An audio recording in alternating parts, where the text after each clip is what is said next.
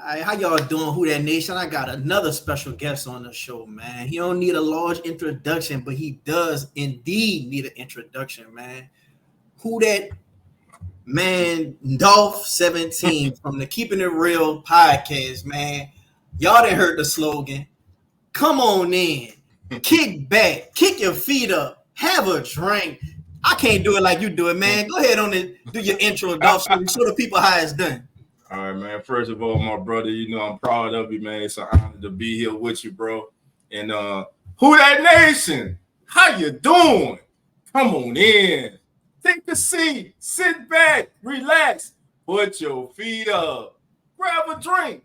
And let's talk. Saint football. Y'all know what time it is. No cap, no filter Saints. Keeping it real. Who that? Let's get it. No cap, no filter, Saints, man. Keeping it real, who that collaboration, man. It's a long time coming, bro. And I just want to give you flowers, Dolph, bro. You've been working very hard, bro. You've been like manifesting all your dreams and stuff when it comes to this podcast. And I just want to salute to you, bro. You've been really doing your thing, bro. And you've been getting out there in the streets, getting the podcast more known. I've seen you out there going to the combine. I seen you out there for the games. You've been getting the podcast name out there to the fans, touching the people. And I just want to go ahead on and give you your flowers even before you hit that 1,000. I know you're going to hit that 1,000 and surpass that. I just want to give you your flowers before all that even happened, bro. You one of my favorite podcasts, and you bring that barbershop feel to the podcast. Right. Gotcha. The podcast game when it comes to this same stuff. Like when I listen to you, a lot of your streamers and the people who support your channel, y'all don't always disagree, but it's all family. And they bring that barbershop feel that I like. Too many other podcasts, a lot of people would just be agreeing with people not on Keeping It Real. Who that Saints, man. You got to get your boy Coach in check. You got to get your boy live, Wild, all them, man. It just really... JT. It really bring a family and a character to the show, man. And I just want to salute you on that, my brother. Man, I appreciate it, my brother, man. And listen, I'm proud of everything you're doing, brother. It's been a long time coming. I've been wanting to get over here. So I'm here. This ain't going to be the last time. I need everybody out there. If you're watching this live or if you're watching it later, I need y'all to go hit that like button and subscribe to this brother's channel, man. He going to give it to you raw. You know what I'm saying? Just how it is. And look, like he said, some things you go agree with, some things you not. But that's what makes this good, man. You know what I'm saying? We ain't a lot of yes people, man. We argue because we family, bro. Right. You know what I'm saying? We go back, like you said, it's the barbershop, man. It's the backyard. We on the park. We on the corner. You know what I'm saying? We just talking, man. But at the same time, we coming with facts too, man. You know what I'm saying? We're not just rumbling and just off our head without any receipts. You know what I'm saying? So it's a lot of people I follow, just like the same people you follow, you know what I'm saying? And man, look, you on the right path, my brother. And again, anything I can do to be a help to you, man, all you gotta do is reach out, bro. So man, let's get into it, bro. I'm a guest on No Cap, No Filter Saint, baby. Let's get it popping. Before we go ahead on and get into the latest news, we got to go ahead and go back where it all started, man. We all know you're Dolph 17. You rep that 17 Walhart, Uptown New Orleans. Man, tell the people, when was that first moment that you could remember being a passionate Saints fan of this team? Man, the first time I was able to understand watching football with my grandmother, man. Every Sunday, me and her watching the Saints game. I remember, man, Sundays were special, bro. Like, my granny, she'll get up 4, 5 in the morning, start cooking, 11:30, 12, the food is ready. She got her tray, sitting down, watching the game. I got my tray, and we right there watching the Saints get their head beat in each and every single week because they were horrible as hell. Real horrible. Y'all think y'all cried over 7-10 and 9-8. They was straight trash, garbage, dumpster juice. But hey, that was our Saints, man. And man, it's just, man, now that you say that, bro, it's just like when you think about moments like that, man, the people that help, inculcate that in you, man. And it's just like, man, I just felt black and gold, man, my city, my team, you know what I'm saying? Win or lose, we got old got players when they was all beat down and run over like Earl Campbell. You know, man barely can walk, but you know, hey, Von Phillips came to New Orleans, he brought over Earl Campbell with him, you know. But listen, man, when we had that first winning season in '86 with Jim Mora and the greatest set of linebackers to play together, group of linebackers to play together, man, it was special, man. It meant a lot to the city because a few years before that, man, the Saints had a chance to make the playoffs, and the Rams beat them on the last second field goal. So the Rams been just breaking who that nation heart, man. But yeah, man, it started with my granny, man, and I had the uncles, you know, R.I.P. to Uncle Joe, man. Season ticket holder, man, as long as I can remember, man. So yeah, man, it's just in me, bro. Okay. And tell the people how long you had your podcast and what was that exact moment that inspired you to just create your podcast and just go ahead on and make a platform and just be like a voice of the people. Well, man, I've been doing it now a year, and it'll be 2 years in June, bro. So I've been about a year and almost a year and a half, man. Man, I always was that dude in the crew, man. Like when it came to sports, that just was me, bro. You know what I'm saying? I just love sports. I was always the guy, hey, Dolph, if you want to know something about sports, ask Dolph. You know, I was that dude, man. I used to watch cats like Brent Musburger, Sanders College football. There was Keith Jackson, of course, Madden, Summerall, bro. And I just loved it, man. I even used to watch this kid, a lot of old school, they're gonna know this cat named Joe B. Hall. He used to always do these Kentucky games, and he had this little saying every time somebody switched a shot all net, you call it a little string music, you know what I'm saying? It was just this little thing, bro. I thought that was so cool. And then on the radio, I used to listen to Buddy D.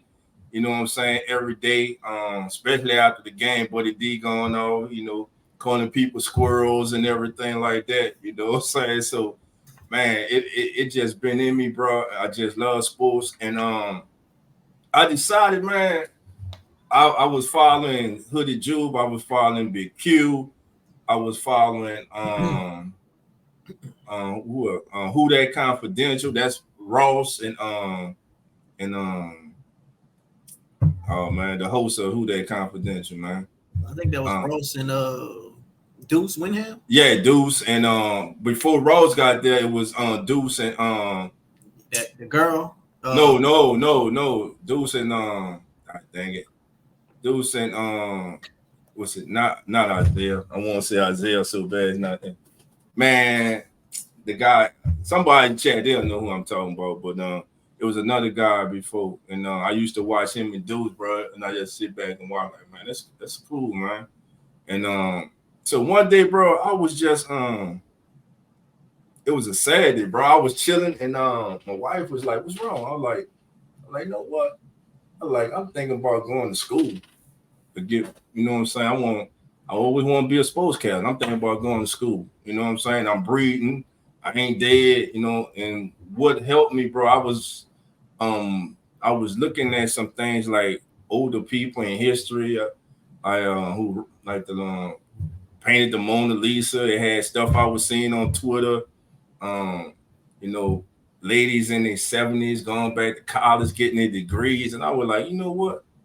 Man, that's motivation, man. You know what I'm saying? So I was like, man, I want to go to school. And my wife was like, hey, just start you a podcast. You watch Q now, you watch Hood in them all day. You love sports. Everybody love talking sports with you. Go ahead and do it. So man, she bought me my first microphone. She bought this my first headset. So, and man, she got me started, man. And we was in here grinding, me and her together, bro. And you know, and I got to give her a props, bro, because she came up with the name on the Kickback. Well, everybody after Sundays to the Kickback, that's because of, you know what I'm saying, Miss Dolph, you know what I'm saying? She came up with the Kickback, man. She like, man, y'all being there cutting up. You know, I had Wallace in there cutting up, JT, you know, everybody that having fun, man. Shout out to T Dirty, man, everybody, man. But yeah, so I just decided, bro, to go for it, bro. You know what I'm saying? And when you're doing something, bro, that you passionate and you love, and I love this, bro. And man, right now where I'm at now and what I got planned for the future, you know what I'm saying, man, it's big right now, bro. You know, to have family members and friends, tell you, hey, man, we're proud of you, keep doing what you're doing, it means a lot, bro, you know. And that go to show y'all out there, for anybody listening, man, no matter what age you at, it's never too late to give up on your dreams. And behind every great man is, the saying, a good woman that could, put that motivation in your back, and shoot, they're gonna help you. They're gonna help you along the way. They're gonna give you ideas, and they're gonna, put that steering wheel in your back, bro. So that's some good gems you had dropped right there, Dolph. But you only been in the game for like a year. And from what I see, it's a ton of success. But out of all the success, what is your most proudest moment that you could think of? Man, you know what, man? It just happened at the end of the year, bro. It wasn't it was proud, but it was like caught me off guard, man, when coaches corner, man, when because coach, he had been calling me all week, and he was like, yo, dog, man, I want to do this special coaches corner, bro. So make sure we got time to do it. Like, and I, just every day I'm not paying attention. And then, man, we got on there, bro. And then he was like, you know what I'm saying? And he went to breaking it down about, where we come from, how, man, you already know we ain't supposed to make it. You know what I'm saying? We supposed to be in the graveyard or the penitentiary. You know what I'm saying? But there's so many of us that have made it, man, in different facets of life, bro. You know what I'm saying? And it's a blessing to still be here, man, because a lot of cats I grew up with, you know what I'm saying, they're not here. So it just that meant a lot, bro. You know what I'm saying? To have my big brother, you know what I'm saying, think, enough for me to even, take the time out to do that. So I think that's one of the most memorable moments on here, man. For me. And that right there, ladies and gentlemen, just show you the type of character Dolph have. He ain't say none of the guests he had on the show. He ain't say none of his accolades he's had from the show. He just said a moment that he shared with his brother, bro. And that right there show you that man character. But, we didn't have the interview. Now it's time to go head on and talk about this sorry ass team that we both love and passionate about, boy. And you've been through the dog days, Dolph, and I've been a fan since the Jim Haslett era. And, right. And bro, Dennis Allen, to me, this is uncharted waters for me. I ain't have no problem with Jim Haslett like that because I didn't think the team was talented enough. I ain't have no problem with Sean Payton because even though he was an asshole, he was good. Sometimes you good. You could get past being an asshole. A lot of people felt like Jordan was an asshole, but he was good. A lot of people felt like Kobe was an asshole, but he was good. Sean Payton, we all love him, but it's a lot of players who left out that door who just don't like him. But at the end of the day, you got to hand it to him. The man knows what he's doing as a coach. And Dennis Allen, bro, it's just like, man, these are dog days. But let's go ahead on and get into the latest news. We'll save Dennis Allen for a little bit later. We're going to go ahead on and talk about the breaking news and just talk about the elephant in the room. Man, we seen the Twitter rant by Michael Thomas today, I'm pretty sure, on Twitter. Yeah. What you make of that? Frustration, bro. A dude that is just totally frustrated.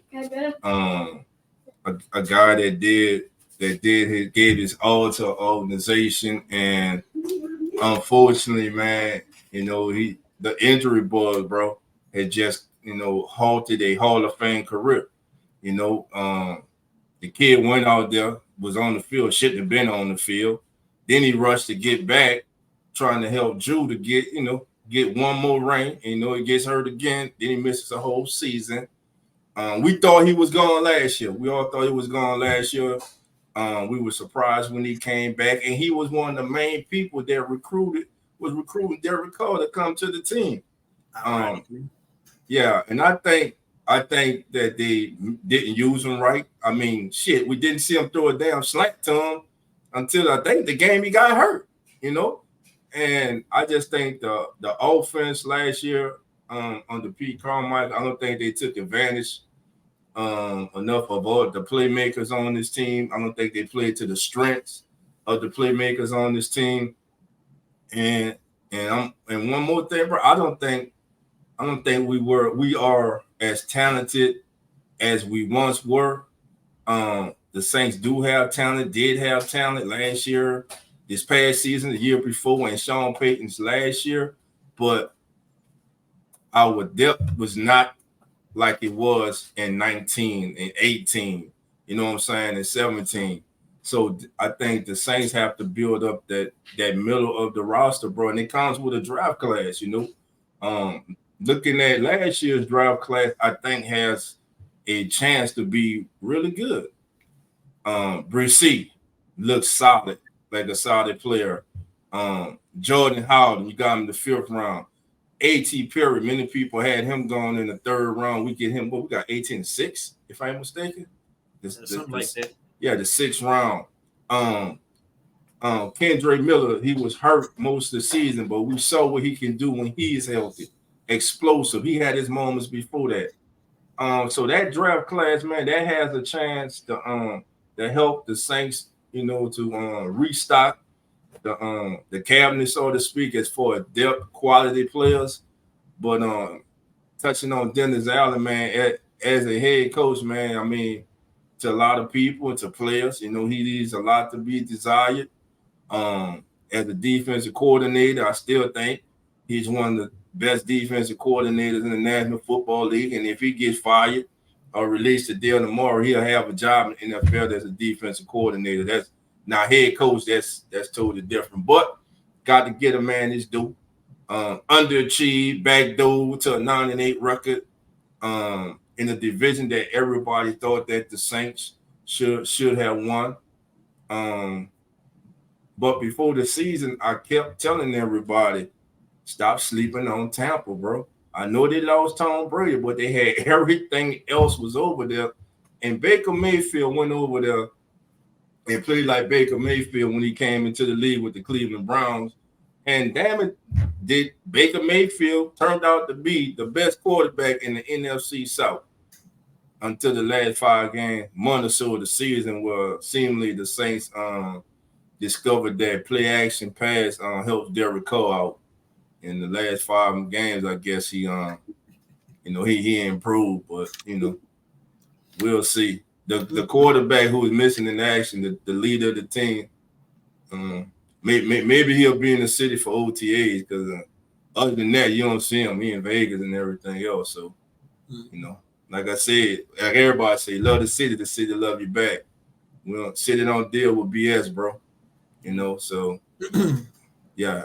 That's about it. What I got right now, bro. But Michael Thomas, bro, one of my favorite players of all time, and hands down, injuries or not, hands down, he's the best wide receiver in the history of the New Orleans Saints. All y'all gonna come out the woodworks now talking about Marcus Cousins. I love Marcus Cousins, but on their best days, Marcus Cousins was no Michael Thomas. You don't do what Michael Thomas do the first 4 years of your career if you're not one talent man. Arguably, bro, can we agree? Maybe he was the best of one of the top 3 receivers in the league during that time. I mean, hell, the kid was balling his ass off, man. But unfortunately, he got injured. And I think this rant, bro, is just a lot of built up frustration.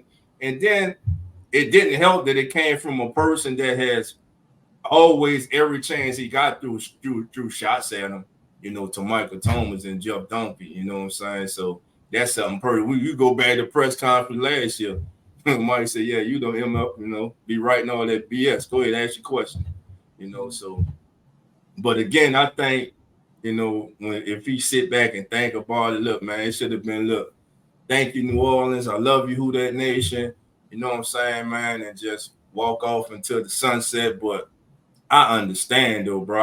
I could feel this pain. It's a lot of pain and frustration, bro. You know what I'm saying? It's a lot of pain and frustration because I feel like the man's probably leaving thinking, you know, unfinished business, man. And where I should be, where I'm at now, is not where I should be and where I was headed. That's what I think with Michael Thomas. What's your thought on it? Like you say, man, a lot of built up frustration. Like me personally, I seen he had the Cat Williams meme up there with the drink. To me, I took that as I really could spill some more tea if y'all want me to, and really set this bitch off. I'm already leaving anyway. That's what I think he can do. Right. I would personally like him to do that verse to Dennis Allen. I want him to spill the beans on Dennis Allen. Like whatever it take to get Dennis Allen up out of there, I'm fine. Like me personally, I would be going into this season more excited to watch Clint Kubiak as the head coach and Jake Hanna and Jameis Winston be the quarterbacks and Clint Kubiak select his quarterback of the future. That's what I would be more excited for. But you know, we can't have everything we want. But at the end of the day, I'm a fan of Michael Thomas. I'm siding with Michael Thomas. I'm not I don't side with the team with everything, but I'm a fan of Michael Thomas. I will follow Michael Thomas. Like I'm not one of them fans that say, oh yeah, when you lead a team, I'm not worried about you. You are out. I'm not like that. If I liked you while you was on a team, I will like you while you on another team. Right. Now Until you play us. Yeah, I will root for individual success with Michael Thomas, no matter where he's at. But I wouldn't root for team success if he was to go to, say, the Cowboys, because I just hate the Cowboys. So I will root for him to have individual success no matter where he go. And if he's on a team that just so happened I would like to see win a ring, then, you know, I will root for him to go all the way and get his ring, you know. But, you know, I think it's just been a long time coming for some fans. Some even podcasters are frustrated. I heard Matt Moscona rant about Michael Thomas today. He seemed like he's on the side with Dennis Allen not Dennis Allen, Jeff Duncan. And a lot of people feel like Jeff Duncan is just the Saints guy to go write hit pieces on guys to, you know, smear their value. You know, that's what Mike said. Hey, I mean, people were listening, you know. And I don't think it's just Jeff Duncan and Mickey Loomis in here conspiring and cooking up all this stuff against players. I think it was Derek Carr. I think Derek Carr didn't like him and he wanted him up out of here. That's why I think Derek Carr and Dennis Allen get along, because they both backstabbers who are smiling in your face but talk behind your back, and they just don't take no accountability. They won't point to everyone but themselves. That's just me. But I wish Mike the best, man. You know, last season I wanted him to come back just because I wanted to see what can happen with everybody on board. But I just feel like under Derek Carr and under Dennis Allen, we ain't going nowhere. So if somebody like Mike want to leave, go ahead on and so be it, especially with all the injuries over the years. But I'm going to still be a fan of him. But, you know, it is what it is. But for my next question, when it comes to the draft, I really feel like we can't go wrong. Like, it's no way for us to go wrong. So long as we pick a player that had production at a bigger school with no medical history, you know. But a lot of people are feeling like the trenches are not that, you know, needed, especially on the offensive side of the ball. As long as you got the playmakers and you got the right play calling, the trenches can just, you know, coincide with all that. You know, it's just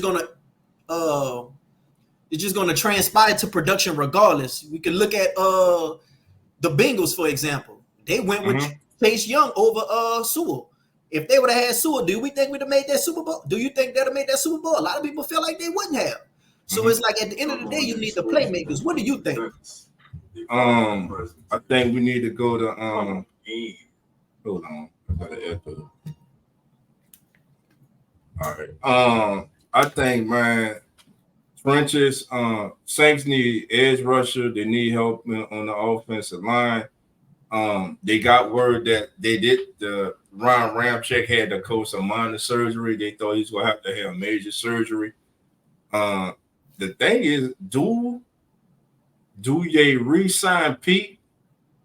But if you re-sign Pete, do you really want to re-sign Pete as a left tackle, get him left tackle money?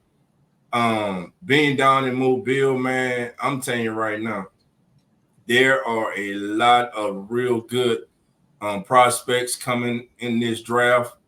You're going to have some guys drafted in the 3rd, 4th, 5th, 6th, maybe in the 7th round that are going to have productive careers in the National Football League. the Saints need to at least come away with two young offensive linemen in this draft. I think they need to come with a young tackle and another guard. We got Nick Solderberry. He only got about 15 snaps last year.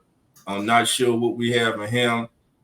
I know Trevor Penny struggled early in the season, but I still disagree. I didn't agree with the team's decision to bench him like he was the major cog and a major problem. That whole line was inconsistent. Some people say, I heard someone say the other day, Eric McCoy had a great season. What season and what games were you watching? This past season was one of the worst seasons for Eric McCoy.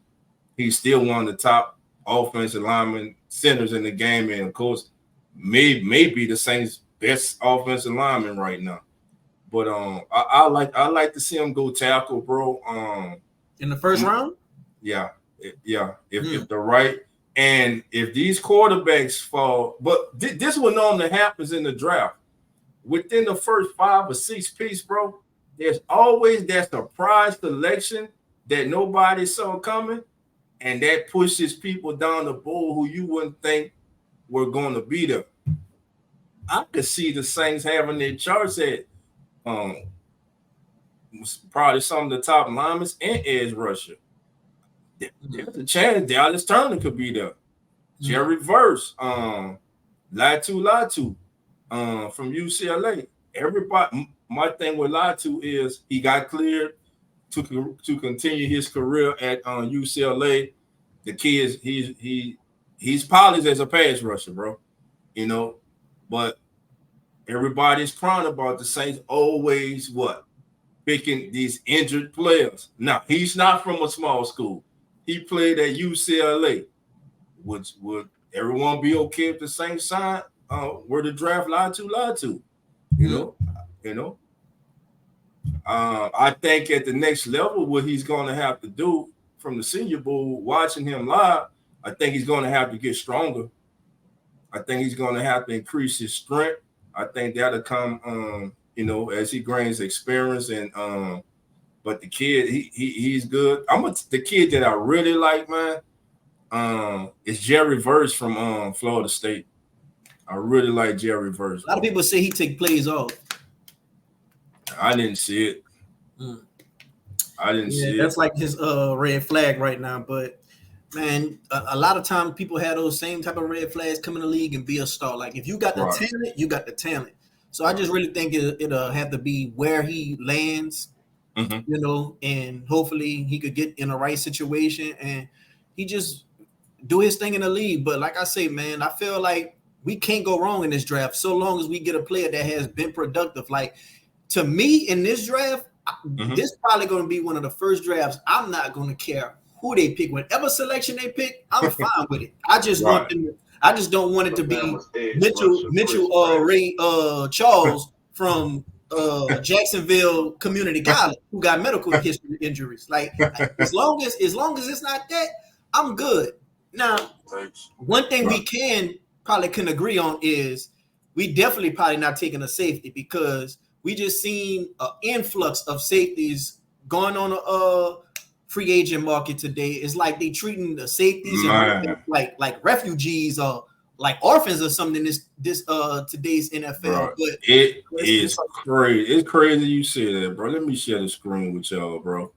And that I just said that, bro. They are treating the safeties just like they're running backs, man. Yeah, that is crazy to me, man. I actually I was the one who tweeted about Alante Taylor playing safety. There you go. Let me get that up there for you, bro. There you go, bro. So Jamal Adams release that. Not only did they release him, let me just say this: I love Jamal Adams at LSU. I do not want to see Jamal Adams in New Orleans. No, I don't. I don't think he's a good fit for what the Saints need and want. Now, I'll tell you who is though. I will go with his counterpart. Now, Diggs. Yeah, Diggs, man. I think Diggs. Excuse me. I think Diggs would be an interesting prospect to bring in here. Veteran, leader. Listen, everyone knew that the Saints were going to move on from Marcus May, Jordan Howden. From what I've been told, the Saints are looking at Jordan Howden as heir apparent to Tyrann Mathieu. Yeah. You know, and so Diggs is one, and then today I believe the Broncos let go. Who the Broncos let go, man? Yeah, they let Justin Simmons go today, man. Mm-hmm. I mean, a two-time Pro Bowler, full-time All-Pro safety. Yeah. And I think Justin Simmons is only 29 years old, 28, 29. He's not even 30 yet, man. So we just extended Tyrann to 2 more years. Right, and the Saints just extended Tyrann. And so, listen, all of a sudden, man, if you look, safety position in free agency, man, is strong as hell. Yeah. And lo and behold, what do the Saints need?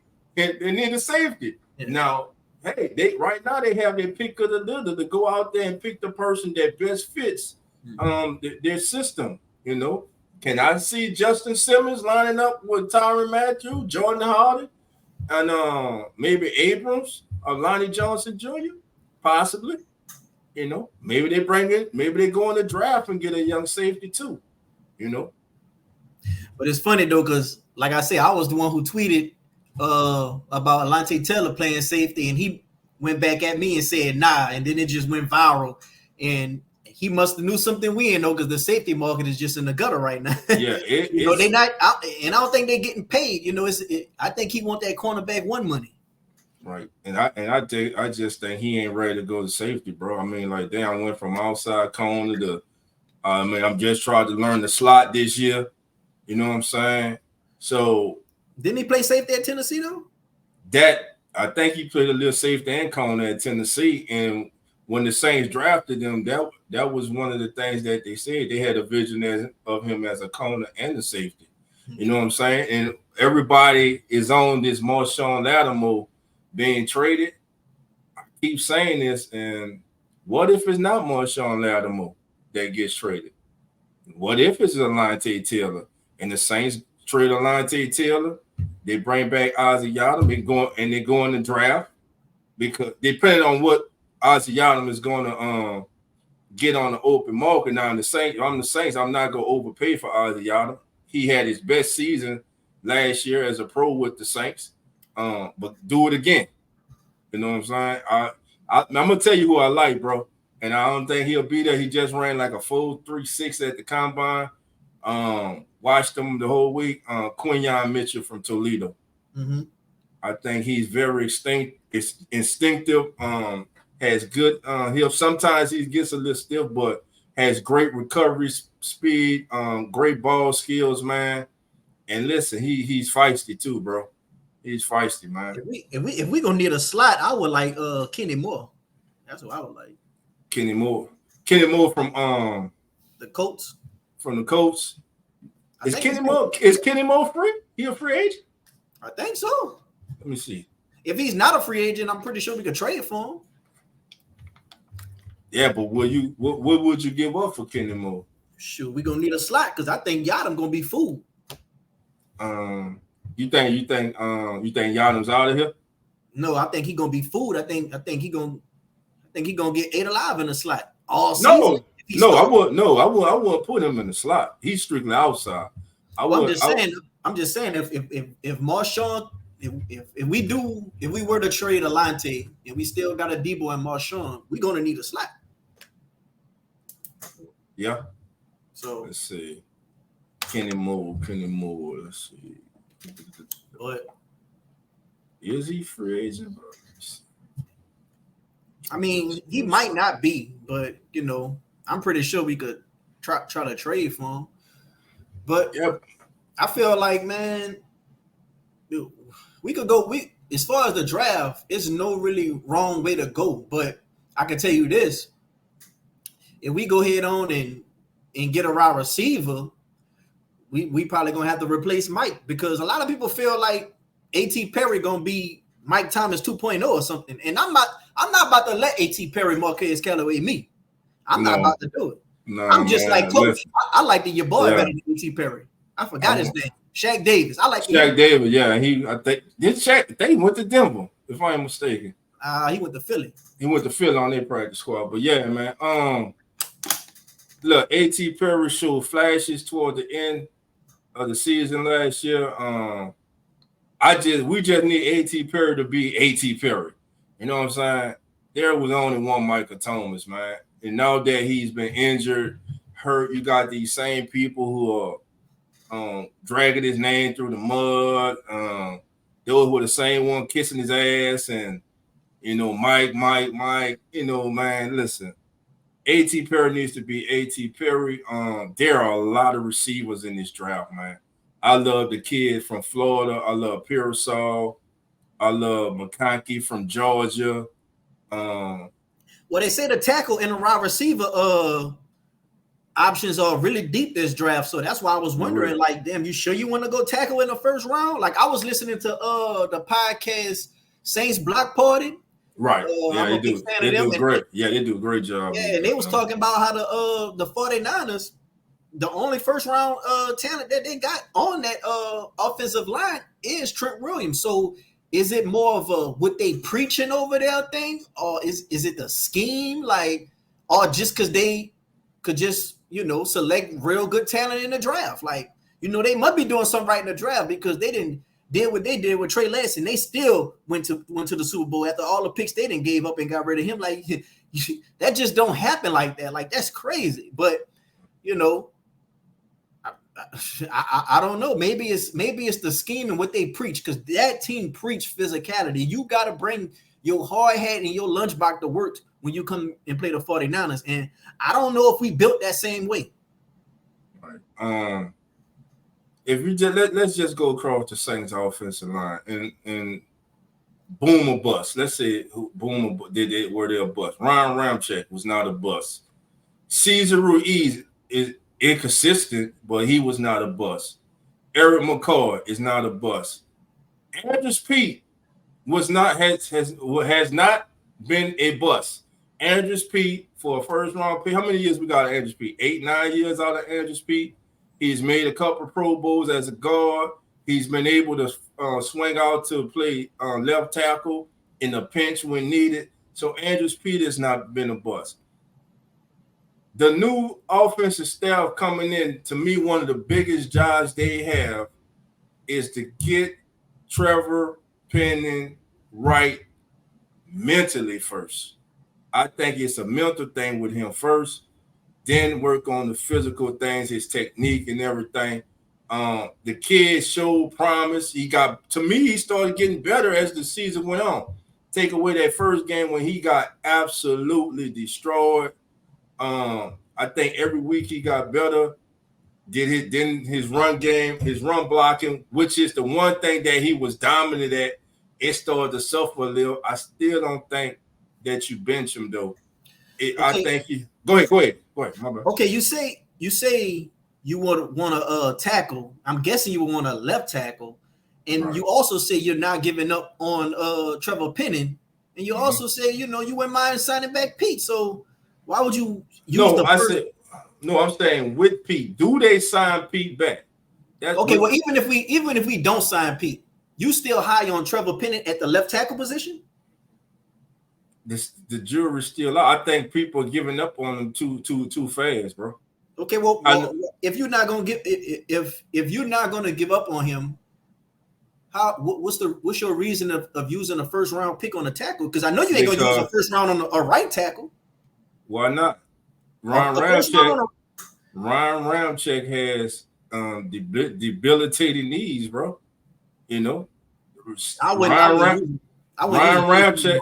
Man, not at 14. Not at 14. I will get Guyton in a minute. Or if I got to go in the second round and Patrick Paul's there, I will get Patrick Paul. I'll put Patrick Paul will be the heir apparent to Ryan Ramczyk. Now, Landon Young, until the last 3-4 games he stepped in last season, he had been a total disappointment.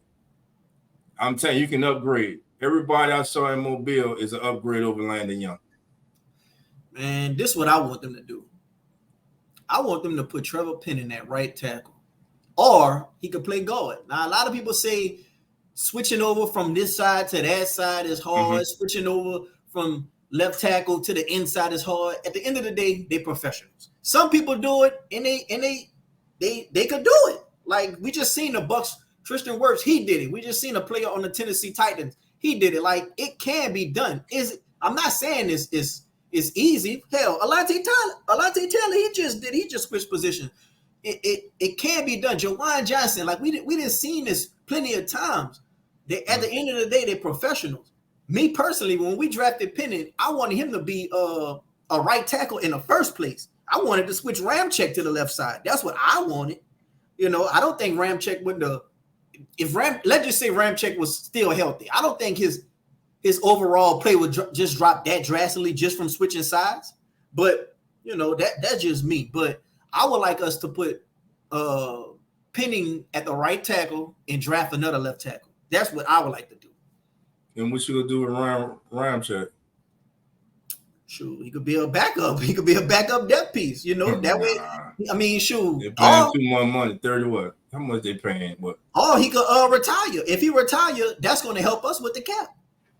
No, that gonna hurt him. That gonna hurt him. I think he got like a 37 million or something like that. Nah, not if he retire. Yeah, I mean, what's his cap number? I'm not sure as far as all the numbers go. Hold on, we didn't lost Dolph for a little minute. He probably come back to the stream, but I'm not sure if we didn't lost. I'm not sure about the cap numbers, period. But at the end of the day, I know I heard on multiple podcasts that if he retires, that'll help us with the cap. So, you know, that's just me where I'm at when it comes to yeah, they lost you for a second. Yeah, man, my bad, man. I hit the wrong button, man. Yeah, like I kept it going, but like I say, man, I don't know exactly what the cap numbers are, but I heard from multiple different podcasts that if he retired, that would indeed help us out drastically. You know. Yeah, but I know he's gonna have dead money though. See, that's the thing. What is his dead money hit? I think that's a difference between getting retired and released, though. Well, I mean, once you're gone, you're gone. I mean, like I said, I'm not sure. I just know I heard from credible podcasts that you know if he retired, it would help us. Like I think Nick Underhill said it on his show. Him and Mike Triplett. I think Matt Moscona said it. You know, I just heard from a few different podcasts that if he was to retire, it would really help us out. But you know, if he do retire, that's still a hole. So it will help us out money rise, but it'll still be a hole that we'll have to go into this draft and go into this offseason to fill. So let's say if he was to let's say he decided to retire this year, his dead money would be $32,659,966. Cap savings will be $5,634,645. In 2025, let's say this is last season, the dead money is $22.6 million.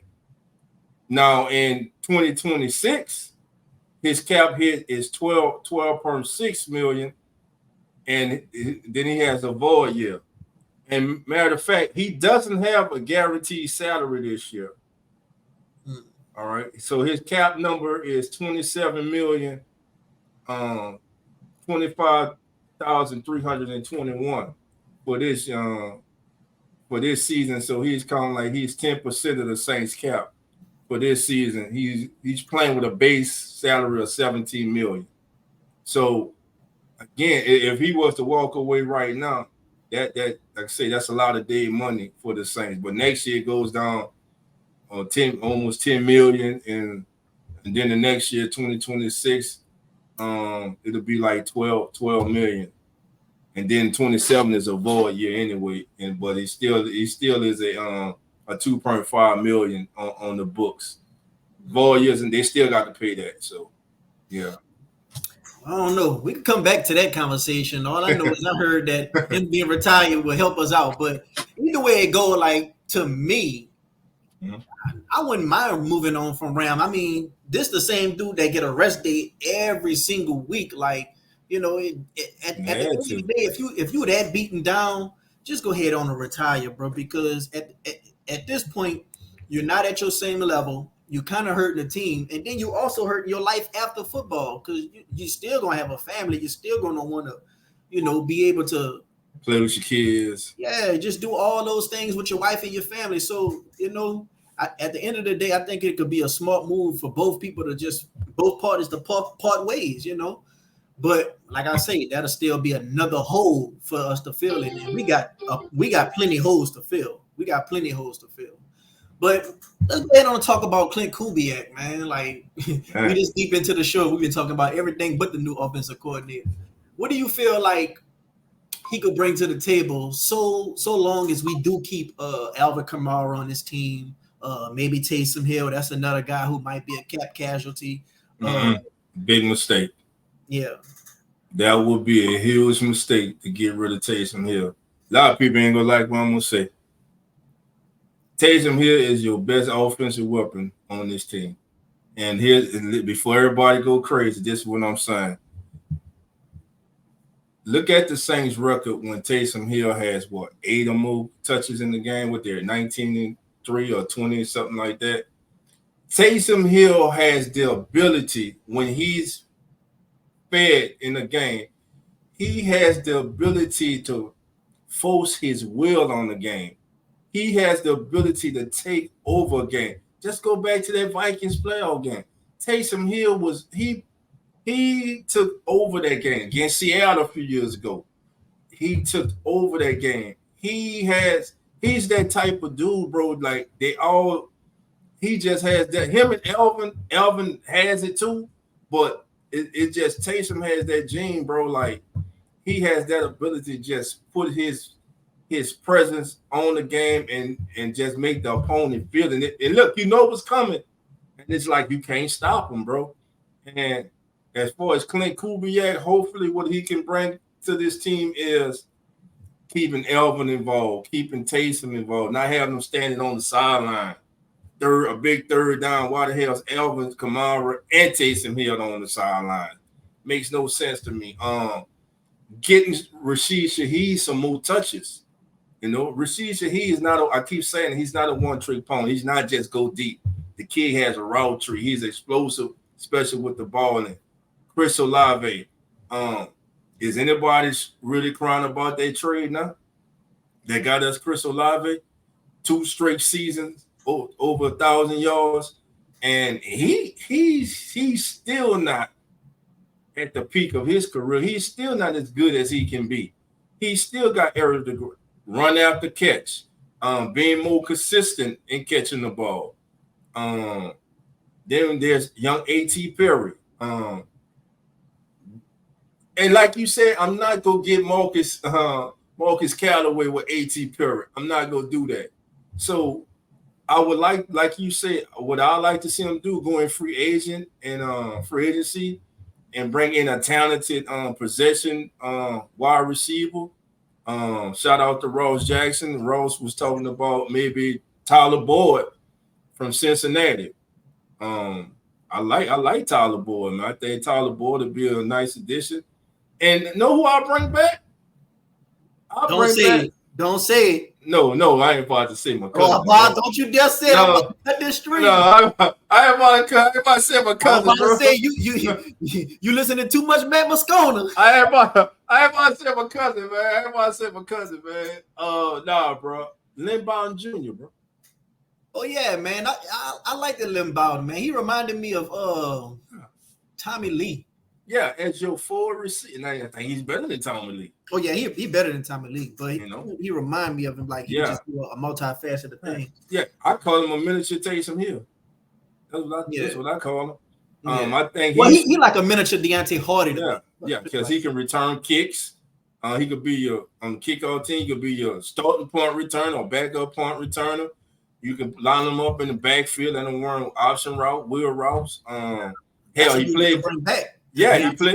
He just got released too. The Bills there started cleaning house. Yeah, man. A lot of teams are cleaning house, man. A lot of teams, and it's funny how everybody cry about the Saints and they cap problem, but around the league, you got all these teams are just cleaning house because of their cap.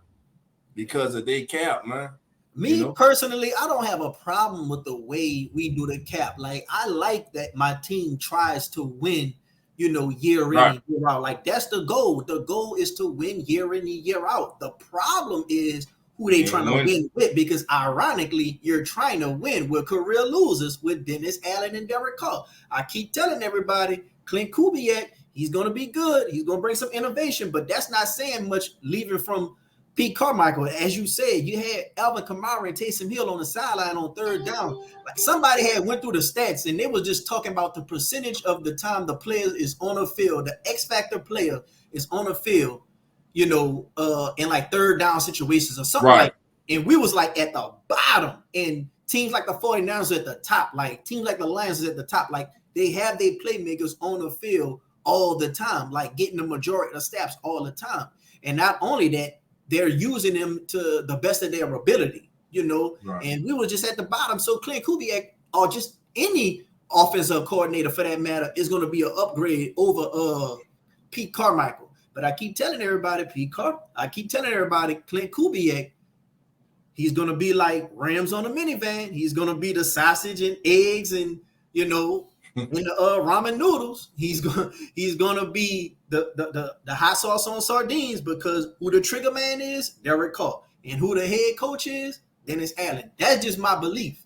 But I do think that it can be some exciting ways we're gonna win when we do win on the offensive side of the ball. I do think we can get better in the red zone. I do think we're gonna beef up play action. I do think we're gonna steal a little bit of things from Mike Shanahan. Kyle Shanahan. Well, Mike Shanahan. Yeah, Kyle Shanahan. Because Shanahan, they all run the same thing. They created together. Yeah, so I created.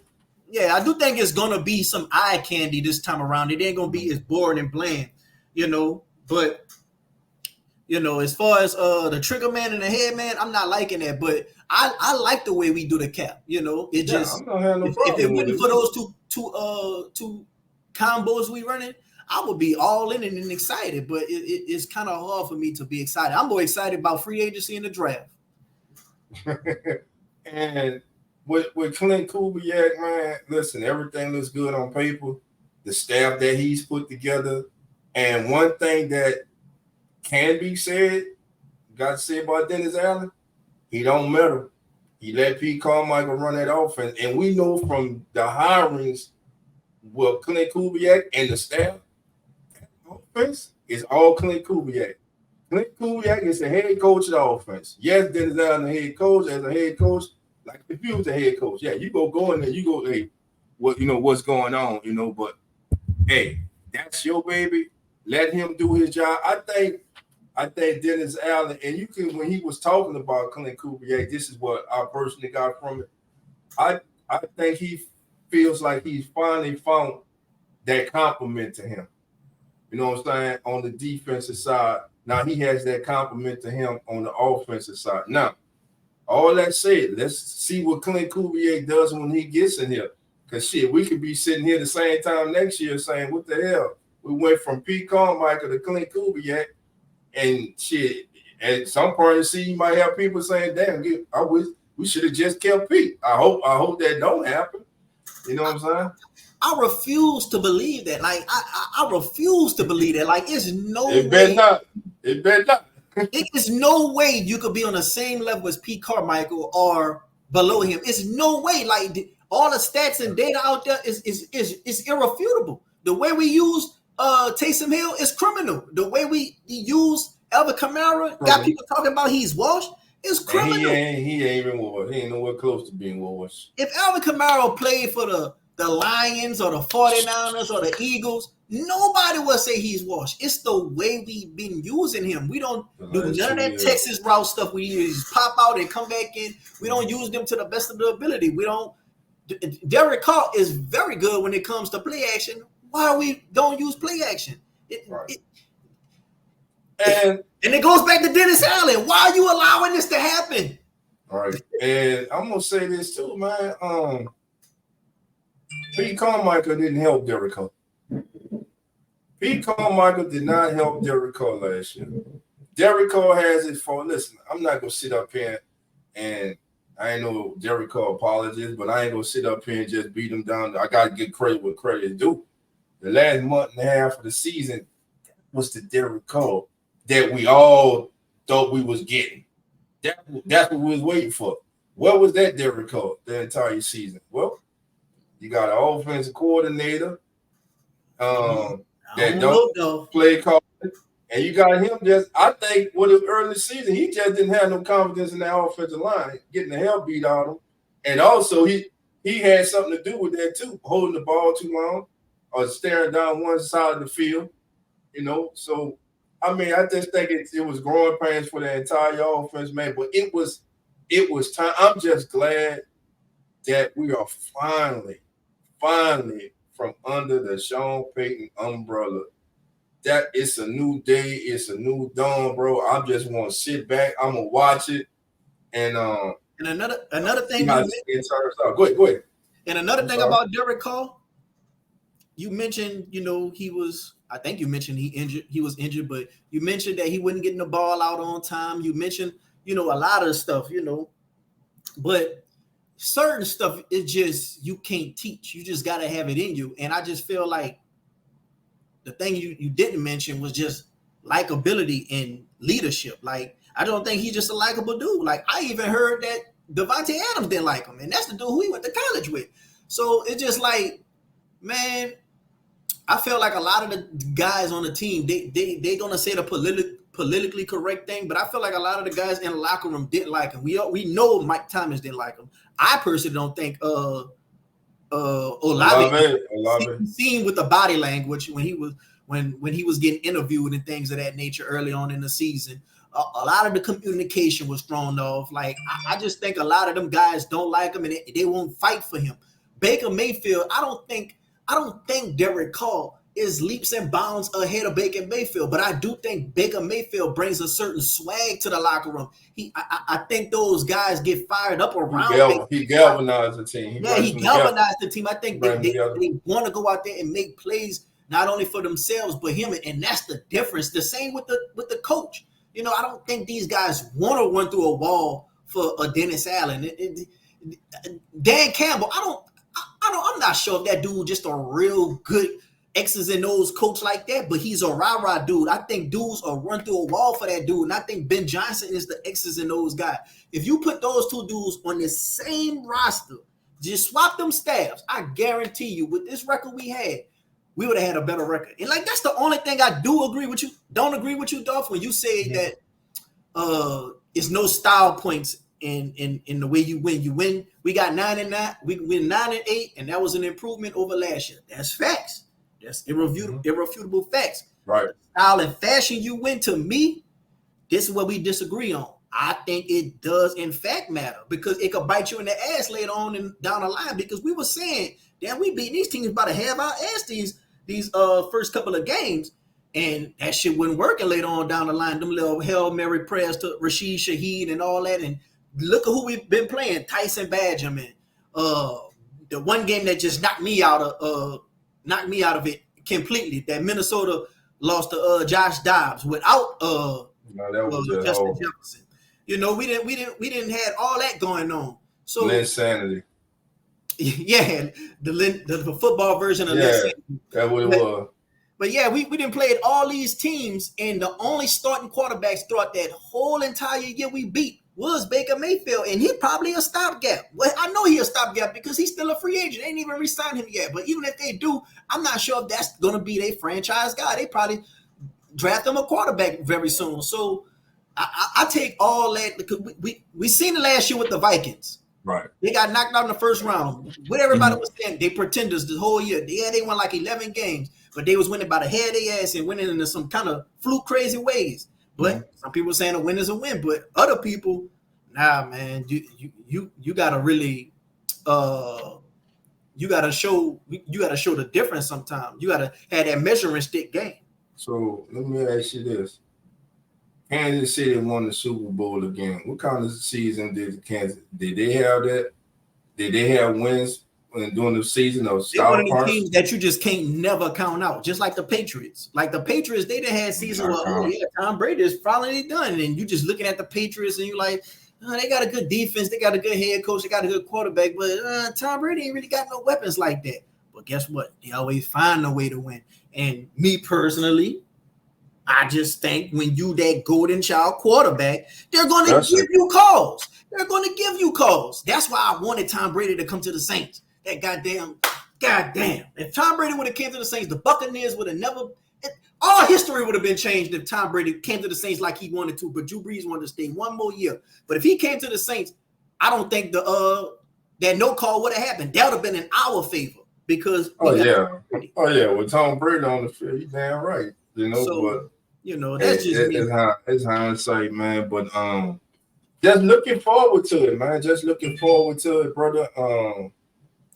But shit, it's coming up on the hour, Dolph. I'm gonna go ahead on and let you go. I know you got your stream. You about to go head on and do it in a bit. You got anything else you want to share with the people and tell them where they can find you at? Yeah, man, y'all. You can find me at the Keeping It Real Who That Sports podcast. We're on YouTube also. As the NFL Turns, we got 72 subscribers. Listen, on As the NFL Turns, it's myself, it's Zach and Nonfiction, a Real Fan Sports, and Mr. Carlos Jones, an Uneducated Sports Talk, and my co-host, the one and only Coach Rock of the Keeping It Real Who That Sports podcast. Man, y'all stay tuned, man. We got a big announcement that's going to be coming out soon. That's going to involve everyone I just mentioned. Also, we are on X. You can go on X on the Come On In Sports Network, and Randolph Jack 8. Subscribe, man. We up to 448 subscribers, followers over there, man. Come on, let's get those numbers up and subscribe to my guy. No Cap, No Filter Saints. Let's get him up over 500. Let's get him to that 1,000 this year, man. First of all, once again, brother, thank you for having me. It was an honor and a pleasure, man. And I'll be back whenever you need me, bro. Yeah, man, I'm gonna go jump on over here, man, and hear what the family got to say about Michael Thomas and everything, man. And man, I'm gonna be up in there, man. I'm gonna see what J Loud crazy ass. Live and been him and JT coming in. I just become their show. I just let them take over, bro. You know how that go. But let me not hold you up any more longer, Dolph. Go ahead on and get to your stream. I'm gonna join in very soon. Thanks for joining the podcast, bro. This is very fun, man. Like we definitely got to do this, bro. Anytime, man. Definitely, man. Matter of fact, man. I'm gonna get with you, man, because I'm trying to put together. We're trying to put together a panel for the draft to come through on draft night, man, and give their thoughts on the draft, not just on the Saints, but the entire draft. So I'm definitely gonna be getting with you, man, and I want you to be part of that night with us, man. All right, for sure, man. Just let me know, Dolph. We'll do it. We'll do, man. All right, y'all have a good one. I see you in the chat, man.